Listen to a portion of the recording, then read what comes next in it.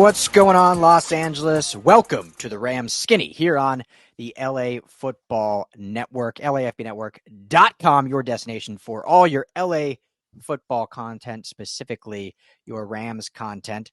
Joining me as always to break down day one of free agency. I know it's just the tampering period, but it's day one of free agency. Signings aren't official, but they've all, been announced and come through, and the Rams have made a couple splashes, which we're going to get into. But my man on the other side of the screen, Mr. Skinny T, what is up, my man? How you doing? This is my first year covering the free agency period full time for 2 days now. I've been doing it.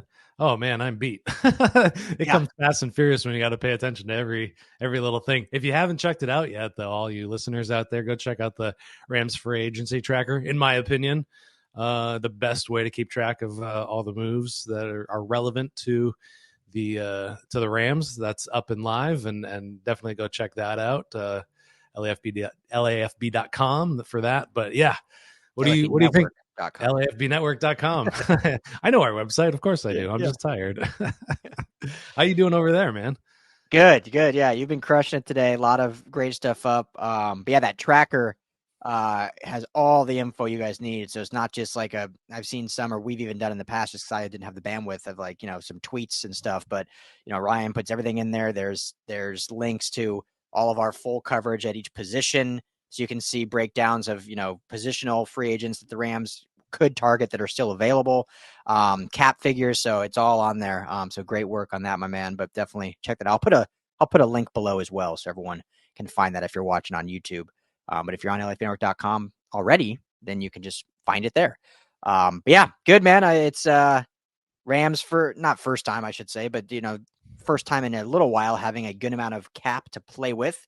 Obviously, they broke news last week when they re-signed Kevin Dotson, which we talked about at length at our last episode. You can check that out.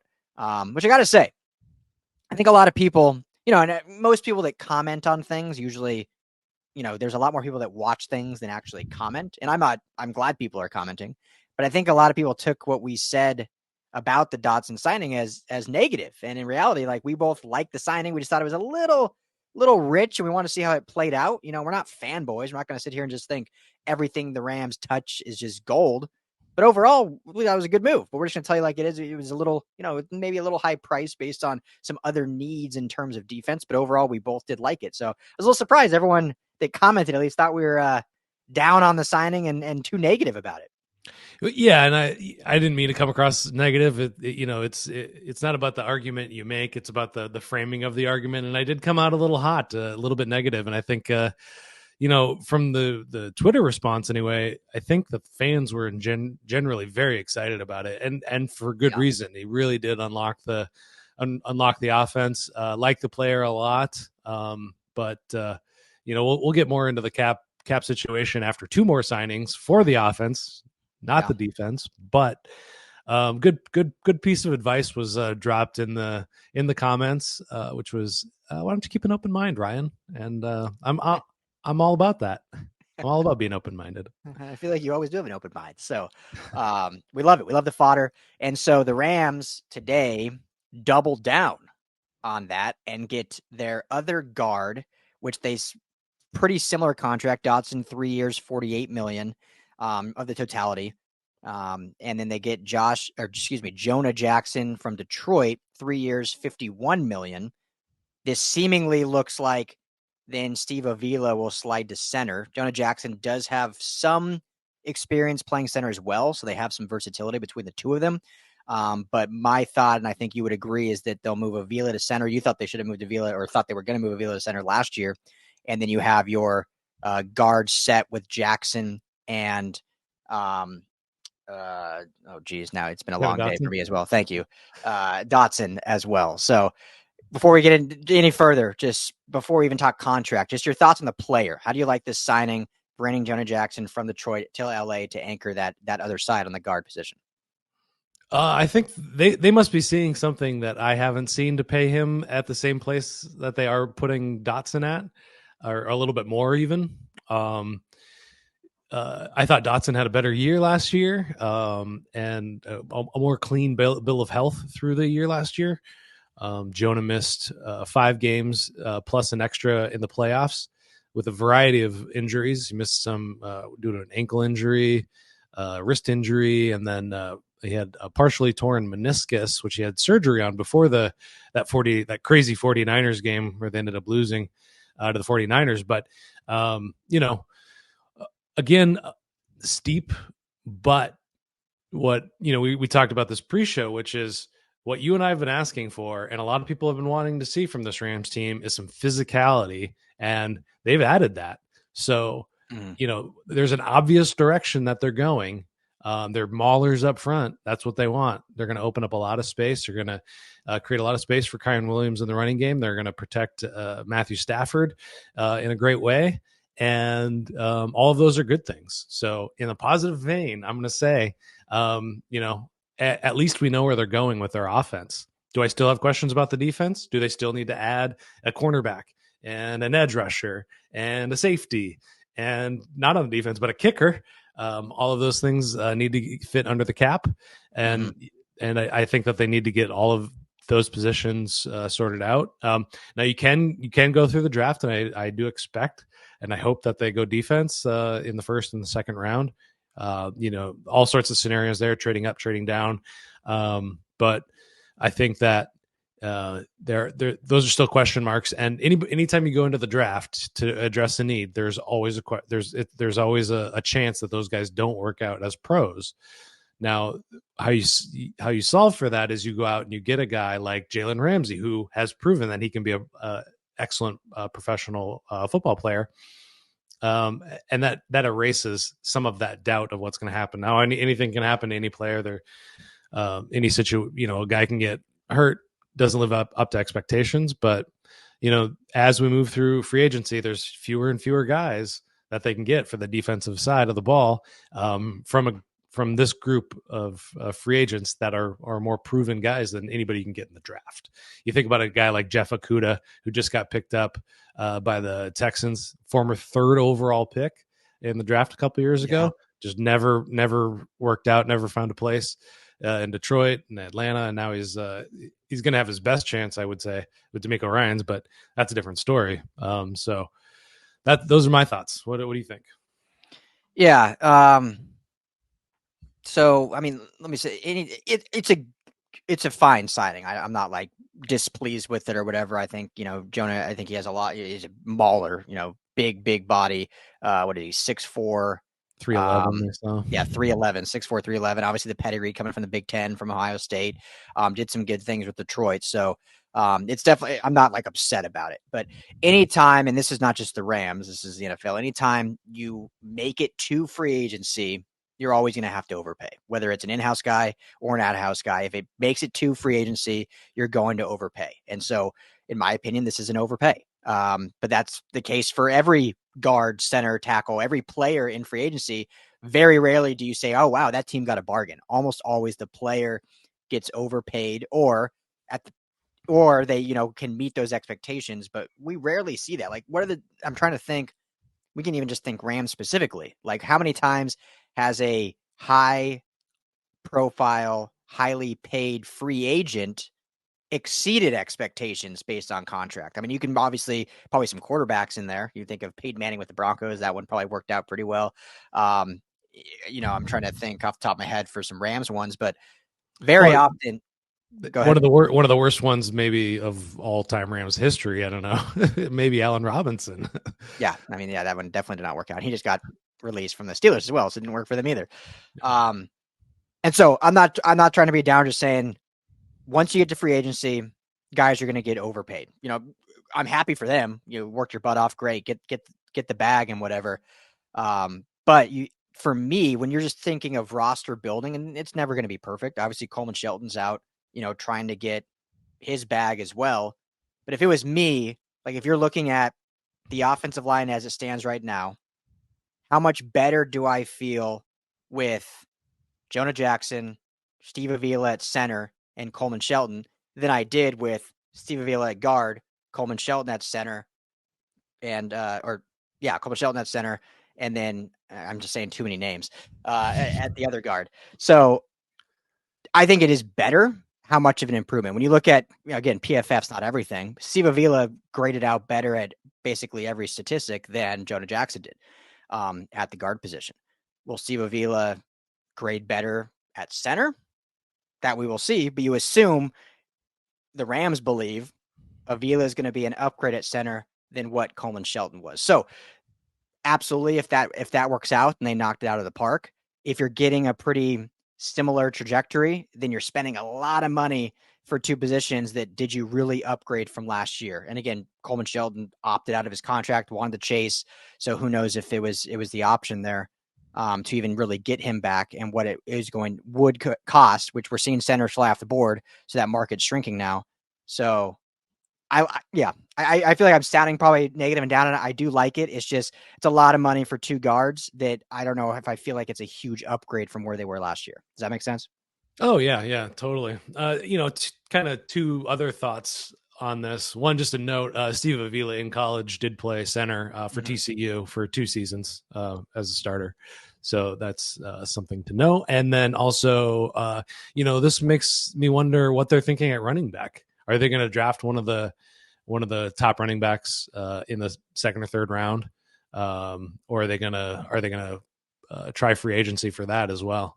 Or try trading for a running back or something like that, just because, those 3 guys in the middle are all primarily run blockers. And if you want to be an aggressive team, you're going to have to make sure that you've got a nice a stable of running backs to kind of rotate among. So those are just kind of my last thoughts on the deal, and, keeping an open mind and plenty of off season left to cover. Yeah. And I think what it does say too is, I agree with you. They're probably a little better in run, but pretty good pass pro as well. Jonah Jackson graded out as a 59.7 overall in 23, 62.7 in pass blocking, 58.2 in run blocking. So it does tell me that McVay is saying, okay, I have a 36, 37-year-old quarterback. We better make sure we have our offensive line solidified going into next year. So they could have, everything I just said, they could have said, hey, we want to run it back with who we have. Like, we want to run it back with Avila, Shelton, and the same guys. But when Shelton decided to opt out, they say, okay, we got to pivot. And like I said, once you get to free agency, you're going to have to spend. You're not getting anyone on a bargain. You're going to have to pay a premium to get any of those guys that were just starting quality. Let's not even say Pro Bowl, All Pro. Just a starter at the position is going to get paid a premium because that's what the market dictates. And we see it every year. I mean, and everyone talks about, oh, they're getting a bargain in this. It's like, well, no, the market's that. It doesn't really matter, sadly, if they were good or bad. I mean, look at Mike McGlinchey last year. We know him as the Rams playing the Niners. Mike McGlinchey was one of their weakest offensive linemen. He got paid by the Denver Broncos last year because guess what? Teams need a tackle. So they're going to go pay one that's available, whether he was good or not. Not saying he was terrible, but he wasn't a top 5 tackle, but he got paid like one. And so once you hit the market, that's what it's going to be. So maybe they did think, hey, let's run it back. And then when Shelton opted out, they said, all right, here we go. We got to go and get someone. Let's make it a guy that at least started, played meaningful minutes, played playoff games. Yeah, there's some injury concern, but he fits what we want to do. And obviously he protected Jared Goff, who we know. Maybe there's some conversations there. I don't know. But we need a guy that's going to come in here and make sure Matthew Stafford stayed upright, because not only is he the most important player on this team for us to have success, if Stafford's gone, this team isn't doing anything. He's also, a little longer in the tooth and maybe a little less mobile than he used to be. And maybe, I'm not saying less tough mentally, but physically probably just a little more brittle now. And so you got to do a little more he's still, last year, the offense line played better, but Stafford still took some shots. And so if they can shore up that interior to do that, then obviously that's the goal. So at least they're absolutely saying, regardless of who the player is, we're putting our money where our mouth is, that this is an important facet of what this offense is going to be moving forward. You ever heard that thing where they say you can tell by like someone's bank account what they value in their life? Yeah. So you look at how the Rams have spent their money. They're the 8th most expensive offensive line before this edition. So wow. And that's with rookie Steve Avila on there and a former UDFA. They haven't. I don't think they've updated his contract to represent the tender. So it's going to go up even a bit more. Top 5. Yeah, probably. somewhere in that range, I would imagine. So, we're learning what the 2024 Rams values are, and it's good to know. It's level setting. We know what to expect now. Yeah, and they've shifted a little bit when we talked about throughout the season, right? Where they used to be kind of a more finesse team, zone run. You do that with smaller offensive linemen that are a little quicker and a little more mobile, and they've totally shifted. Obviously, they did move to a run gap scheme last season, and they've shifted now in thought process with offensive line, and they're going big body movers of people. And so that's what Jonah Jackson adds. Avila obviously is one of the biggest ones. And Coleman Shell, or I keep Kevin making Dotson. their names. Kevin Dotson. Thank you. Jeez. I don't know why I have that stuck in my head, but Kevin Dotson obviously fit that mold and did it very, very well. And obviously you still have Havenstein and Alaric Jackson, like you mentioned. So we'll see what's next on the offense line. Obviously, a restructure for Noteboom we assume is coming, which we'll maybe talk about here in a little bit later in the show. But overall, let's put a bonus. Hopefully, everyone that's mad saying we're being too negative has stuck around. Overall, I think we do like the signing. It's just, you're going to have to pay a premium when you get to free agency, which they had to do. But I think it's a good signing overall because we know that they value the offensive line. They're going to value the run game and value protecting Stafford, which is all premium for this team to be successful in 24. Yeah. And, now we just have to trust that McVay is going to continue to run the ball. Yeah, that's the other side of this, right? That's the other piece of this. And I feel like, and you kind of alluded to, I feel like this tells me that thou running back is going to come in the draft, not in free agency. And we saw running backs were flying off the board today. Yeah, there's hardly any left to go for anyway. So most years running backs are stuck till the end kind of, and they end up getting screwed without money. And this year, Saquon went early, then Josh Jacobs. I mean, Aaron Jones is out there because the Packers decided to release Aaron Jones and sign Josh Jacobs. I'm not mad at that idea. I've always been a fan of his. I have too. Yeah, if he stays healthy, I mean, he would be a very fun piece with Kyren Williams. So, but based on money, I think that they're now at that position going to look towards the draft. But we'll talk about that a little more later. So let's get to the next signing first. I'll let you talk about him. Tight end help. I'm a little surprised, but yeah, go ahead. You go first, then we'll I'll give my piece. Colby Parkinson joins the team. LA guy. Welcome LA home. guy. Yeah.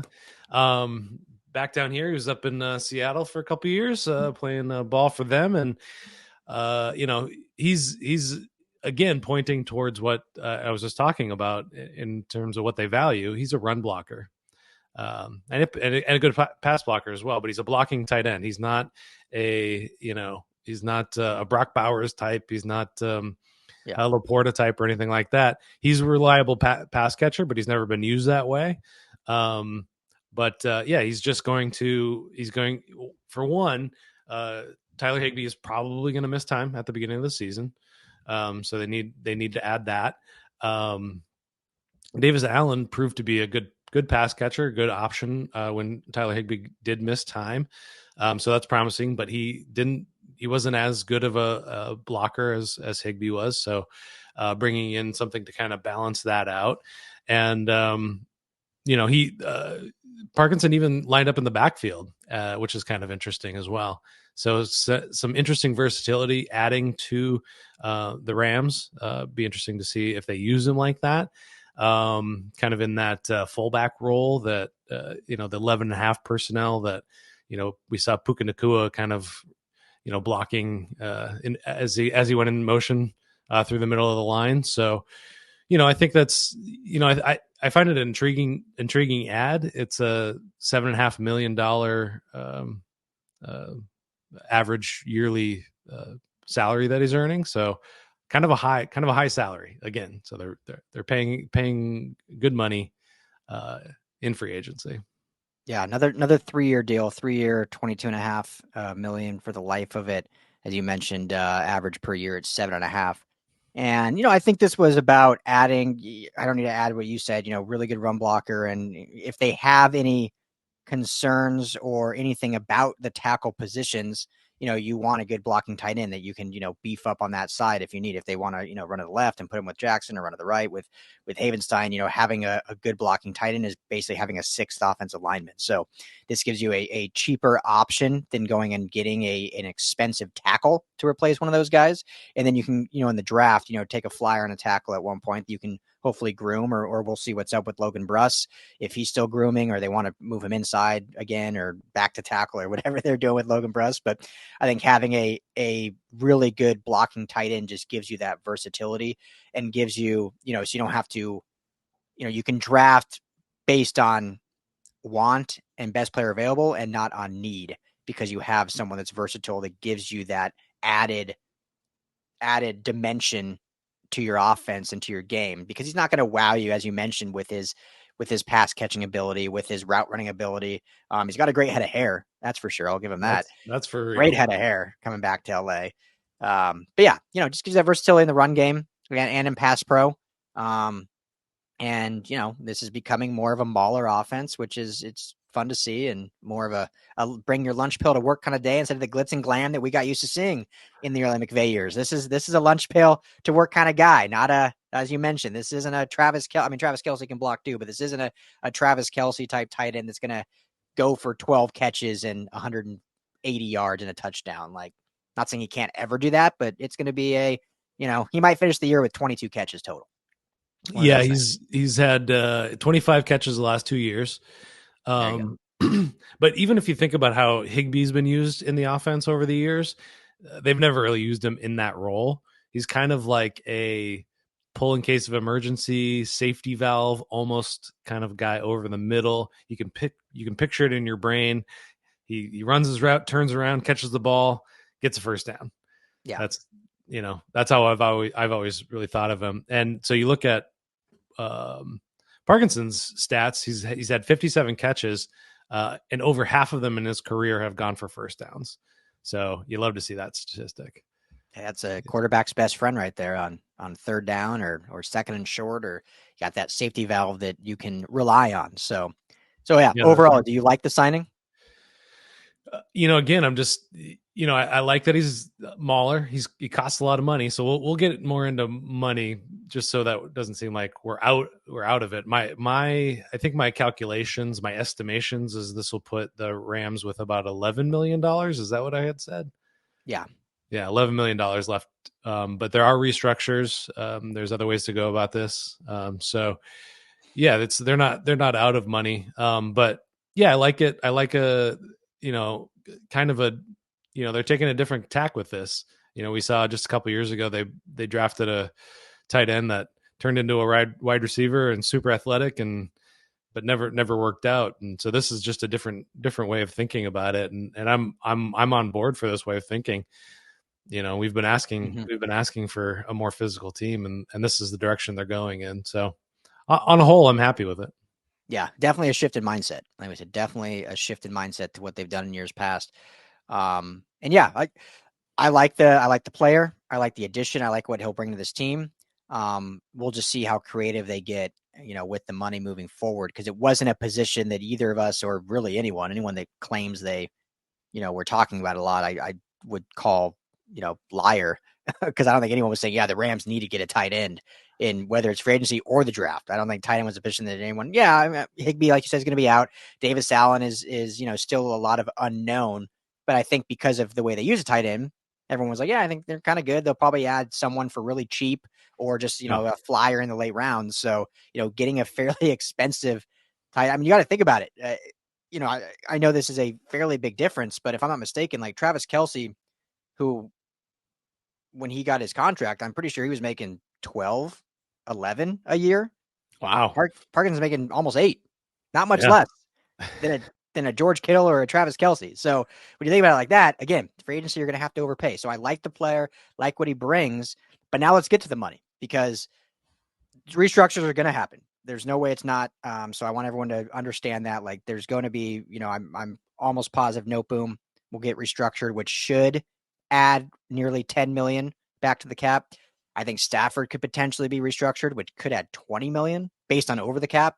I never know how the numbers really work, but based on me pushing a couple buttons, that's what it told me. But as it stands right now, according to kind of your calculations and how we've kind of wiggled with what these two signings today, in addition to Dotson's, add, they should be at, about 11 million remaining, which if it's as it stands, they would need all that for their draft class, most likely, because remember, they have a first round pick this year, which is going to be a lot pricier. So as it stands right now, with no restructures, that's it for free agency. This is the team going into the draft. Your thoughts on that? But obviously we know they'll do restructures. Yeah, I mean, they're still the team in the league that has the least amount of resources allocated to the defense. I've said this a couple of times. I dug into it a little bit more. The second lowest one are the Texans. I think they're spending somewhere around 60. Rams are about 57 million. 30 million of the Rams goes toward Aaron Donald alone. So you look at the Texans, their top defensive player is getting $13 million a year. So they're spreading out their resources among more, basically their defensive players are just making more money. They also have double the amount of cap space. I don't know if that's true after today, but at the time I was looking, they have, so, they're just not spending any money on the defense, and it's concerning. You look at, who's left in free agency. At edge rusher, you got Danielle Hunter, you got Chase Young, Jadeveon Clowney, Josh Uche. Those are kind of your top level guys that are going to give you around 10 sacks, and that's where I think you need to target. There's not a lot of intriguing names left on at quarterback, at cornerback. So, again, I go back to what I was saying about the draft. It's like, even if you trade up to go get Tyrion Arnold, he might not work out. There is that chance. So, yeah, running it back without Raheem Morris, without Jimmy Lake, the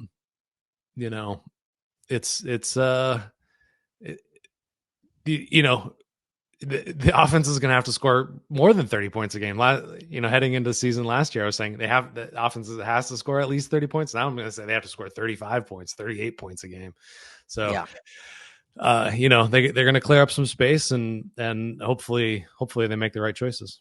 Yeah. Yeah. And that's the biggest thing that you mentioned it. That's the biggest, I guess you can say, concern is, last year, I think the defense played above their weight, surprised a lot of people, the Rams certainly didn't lose a lot of games because of the defense. The defense played admirably, but aside from some of the players that won't be back again, you got to think too, like Raheem Morris was in his third year. Like that defensive staff had continuity. As you mentioned, Jimmy Lake, those guys are gone now. You have a first-time defensive coordinator with some new coaches in there and losing some pretty key players. Like we'll see, is Witherspoon going to be back? You could be losing both starting safeties if they don't re-sign John Johnson and Jordan Fuller. They're going to have to go get a safety at some point just to add more depth there, whether it's one of those guys or like I said, if they splurged and went and got Justin Simmons. So at some point they need to, again, I don't dislike the signings they've made, but it is a little, I don't know if head scratching is the right word or just more of a, maybe it's an excitement level too. Like, man, I can't wait to see Les in his bag get creative here. Because if they do those three structures, like I mentioned, and that's 30 million, then they're back up to 40 and you have 30 million base because you basically got to save 10 to 12 for your draft class, 11 picks, one of those being a first round. So 10 to 12 million has to be reserved for the draft. So that would give them 30 million essentially to then you would hope use for 2 to 3 defensive players that you're going to have to push some down. You're going to have to give, back-ended contracts if you get 2 to 3, or you give all that, 20 of it to one player and then maybe some real vet guys lower. But if with 30 million, that's plenty to play with. I mean, you can go get a Danielle Hunter, like you mentioned. You can go get a Justin Simmons if they wanted with that much money. So it's absolutely still the opportunity to do it. But at this point, end of day one of free agency, there's more questions than answers. And so now we just need to see what they actually do. And I'm excited to see what they do because now is where it gets like, okay, this is where the legends are born in terms of GMs and the Tony Pastors of the world that really move the money around and make the sausage, if you will. Because now we got to see, okay, how do you mold all this what the Rams have been so good at for so long? Because you can't go into the year with no starting safeties again. You're losing another starting corner and Ahkello Witherspoon. Michael Hoyt might not be back. Michael Hoyt. I know he's not a fan favorite, but hey, he played admirably. He was a starter. Yeah. You need another linebacker. So did you see the Brian Burns contract? Brian Burns officially traded to the Giants. No more Burns to the Rams. No more Burns talk. I'm sorry, guys. We had we shot our shot. We tried. I guarantee it. 2 years. Yeah, we all tried. But yeah, so he's getting 5-year, $150 million. So that puts him at the second highest paid edge rusher in the league, behind Nick Bosa, I believe. And overpay. Yeah. So I'm curious. I've always thought of Danielle Hunter as kind of the $20 million range, but with all the, I think all of the guys that are worth any money are already off the board. I'm not paying Chase Young. I'm not paying Jadeveon Clowney. Josh Uche has some interesting things about him, but I'm also not super in love with him. So, this is kind of their last guy, and I'm sure there's other people in on him as well. That edge rusher is one of the most important positions on the field at any given time. So, I really want to see them. I know it goes. I don't think it's 30, but it's over 20. Yeah, I mean they need to get aggressive here. They need to, because at this point, whether fans agree or not, you're at an arms race with the Niners. It's kind of like that every year, right? Like not only are they in your division, but the Niners, they've been the best team in the NFC for sure last year, obviously in the Super Bowl. But they've been very good the last, 2 to 3 seasons, and always have the Rams number in the regular season, in the division. Like they're the team you're in an arms race with, and there's a lot of talk. Yeah, Eric Armstead's gone. He opted out, so that's a big loss for them. Big win for the Rams that he's no longer a Niner. But there's a lot of talk that the Niners are really in on, probably not both, but either Khalil Mack or Joey Bosa, Nick Bosa's brother, from the Chargers. So if they're able to add one of those edge guys, you can't go into the season as the Rams with Byron Young and a rookie. I'm still all in on drafting a rookie. I'm still all in on Laiatu Latu. I think that'd be great. But you gotta go make a splash now for a guy that's been there, done that. Because as much as I love Byron Young and the upside's there, and I'm not changing my stance on that. As much as I love Laiatu Latu or Chop or some of these other edge rushers in this draft, you're not going in the season and saying you're going to go toe to toe with the Niners with a rookie and a second-year edge guy. You got to have some meat and potatoes back there. And as great as the great Aaron Donald is, and as great as obviously Kobe Turner's season is, and I think the ceiling is just so high for those two, got to have someone on the edge. So Danielle Hunter, to me now, the Vikings have basically said they're moving on. They signed 2 edge guys today. So, I think they're not re-signing him. And obviously Burns is now off the board. And we've seen, Van Ginkel, who we both liked and you loved. He went to Minnesota. Danielle Hunter's 30. This is going to be his last probably big contract.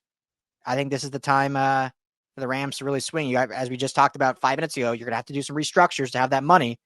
But if you can get that $30 million, 22 to Danielle Hunter, 25 to make it. I think they got to make it happen.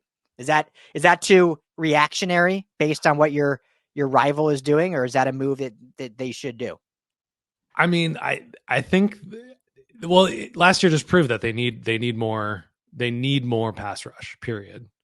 As good as Byron Young was, he's not the only. He can't be the only answer there. So you need it. You can't leave your cornerbacks out there all day long, getting burnt late in games. A couple of those games late last season almost went the wrong way because offenses were able to claw their way back into games when they got aggressive and took deep shots. And those deep shots were there because the pass rush wasn't getting home, period, hands down. So, I mean, everybody knows they need it. Everybody's been saying they need it. And, I agree. I think aggressiveness is needed there. Leonard Floyd off the board going to the 49ers. He's a 10 sack guy last year. So there's just not a lot of 10 sack names on this list that I want on the Rams. And certainly once you get down the list, that talent really, really starts to drop off. I like Dante Fowler, 4 sacks last season, would be a nice addition, but that's 4 sacks. And he's past his prime for sure. Love the guy, but he's past his prime. Yannick Ngakoue, Not typically a guy that the Rams would go after, but interesting, interesting upside. He might be over the hill even at his. I don't know, how long has he been in the year? 4 or 5 years. Feels like forever. Feels like he's been in the league a long time. He's one of those guys that wouldn't surprise me if he was like 28. Wouldn't surprise me if he was 31. I don't know. I know, anyway. Right? But yeah, given who's out there for cornerback, who's out there for edge rusher, you got that one big fish. You got that one big fish out there, and I think they've got to go all in on that 22 million. Yeah, absolutely. So, okay, let me ask this. We can kind of wrap up with this.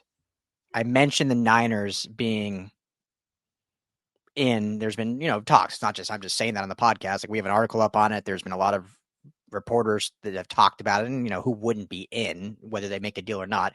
But the Niners are in on potentially either Khalil Mack or Joey Bosa. If the Danielle Hunter market is too high, let's say him and his agent are asking for $30 million, and the Rams are like, that would be all of our cap, and it's just not worth it. I think he has a lot of years left, but he is 30 years old. We've talked a bunch. I've been on the other side where I think it's even less, where I don't think Joey Bosa or Khalil Mack are going to garner much of a not a trade market, but a high-end draft picks. I mean, you see guys all the time, right, get traded for pennies. Fans always think that their guy's going to get, big returns. It just doesn't work like that in the NFL. It's usually once it's known that you're in cap disparity and you have to shed off someone to get rid of the cap, that trade stock just plummets because teams know that they can get it for cheap. And why are they going to overpay for it? Because they're going to have to overpay in money when it comes to signing guys. So I guess I'll phrase it like this. Would you rather go after Danielle Hunter for 25+ million a year? Let's say they stick with a 3-year deal that they've done for all their signings thus far with their 3 signings. So a 3-year deal for, let's say, 70 million. No, let's go more than that. Let's go 80. What is that? 26 million per year ish. I'm terrible at math. 26.5, something like that. So 3 years, 80 million. Or trade a 4th or a 3rd and a 7th for either Joey Bosa or Khalil Mack. Which way are you going? Khalil Mack is in the last year of his deal. So you're either getting a 1 year, you can maybe extend.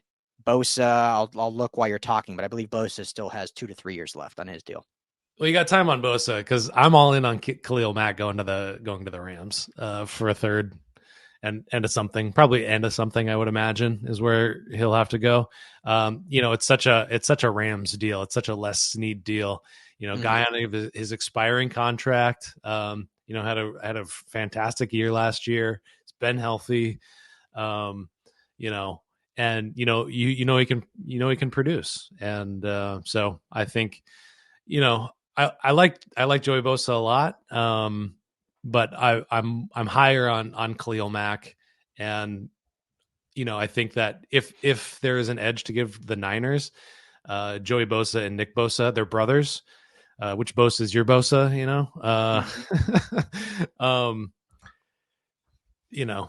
He's going to give him if he has a choice to go anywhere, which I think if anything, he's going to stay with the Chargers. But if anywhere, he's going to become a Niner. And, I'm not sure how much our listeners pay attention to the Chargers. We end up talking a lot about the Chargers. They are in cap hell. They've signed people today. Yeah. They've added on to their cap hell. So they are desperate to get out from underneath of some of these large contracts. Yeah, they're going to have to cut a few of those guys. So they're going to take anything at this point. Yeah. And they've got capital. They've got, a few hours to get this all figured out. So yeah, that's what's going on that side of Los Angeles. So yeah, it's a very real possibility. And where are you, Khalil Mack, Joey Bosa?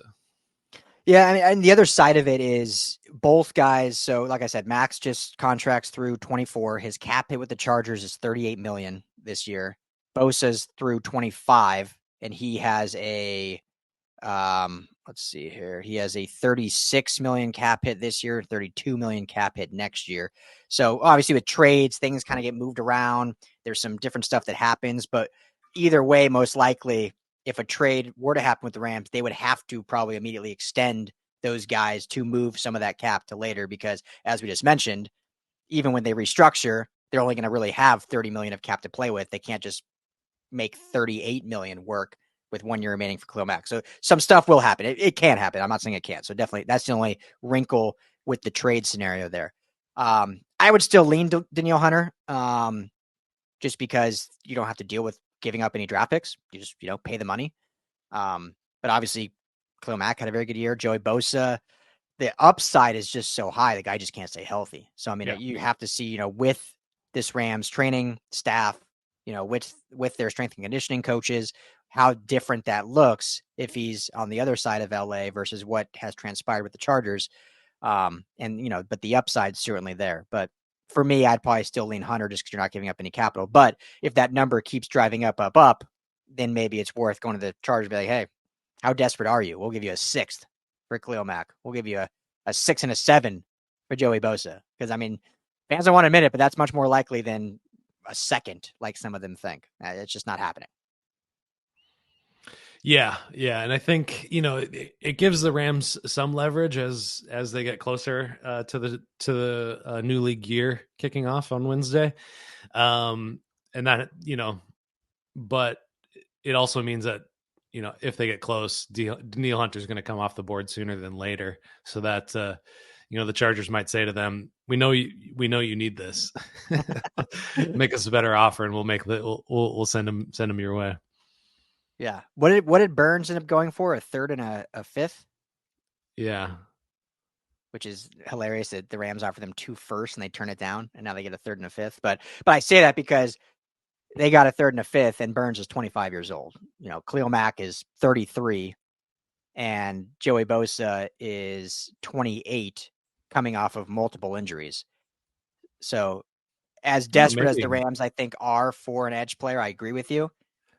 The Chargers don't have a lot of leverage in trading these guys because everyone knows, hey, you just signed 3 guys today and you're 21 million over the cap. Like, you're getting rid of these guys, so you might as well get something for it. Yeah. I would love to be on that phone call, just to know how exactly that goes down.